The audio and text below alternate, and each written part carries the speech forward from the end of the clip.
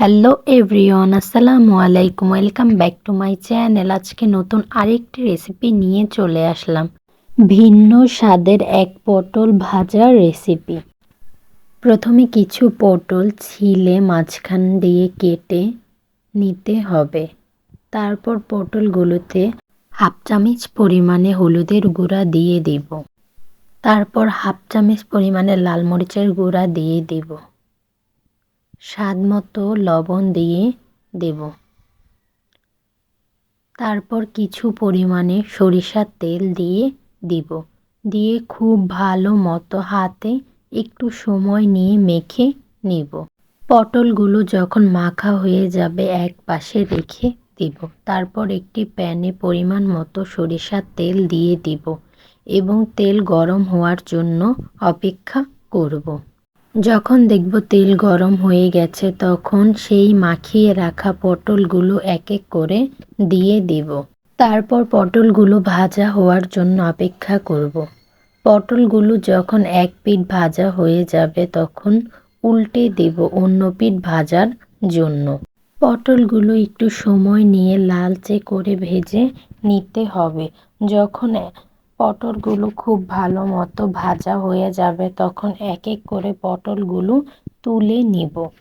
তারপর সেই একই প্যানে আরও কিছু পরিমাণে তেল দিয়ে দিব এবং তেল গরম হওয়ার জন্য অপেক্ষা করব। তেল গরম হয়ে গেলে হাফ কাপ পরিমাণে পেঁয়াজ কুচি দিয়ে দিব। সাথে কিছু কাঁচামরিচ মাঝখান দিয়ে ফেলে দিয়ে দিব। দিয়ে খুব ভালো মতো নেড়ে ভেজে নেব। যখন দেখব পেঁয়াজগুলো হালকা ভাজা হয়ে গেছে তখন কিছু পরিমাণে লবণ দিয়ে দিব ও সামান্য হলুদের গুঁড়া দিয়ে দিব। দিয়ে আবারও খুব ভালো মতো নেড়ে ভেজে নেব। খেয়াল রাখতে হবে যাতে পেঁয়াজগুলো পুড়ে না যায় এবং খুব সুন্দরভাবে ভাজা হয়। এক পর্যায়ে দেখব পেঁয়াজগুলো খুব সুন্দরভাবে ভাজা হয়ে গেছে। তখন আগে থেকে ভেজে রাখা পটলগুলো দিয়ে দিব। দিয়ে পেঁয়াজ মরিচের সাথে খুব ভালো মতো ভেজে নেব। কিছুক্ষণ পর পর খুব ভালো মতো নেড়ে ভেজে নিতে হবে, না হলে নিচে লেগে যেতে পারে।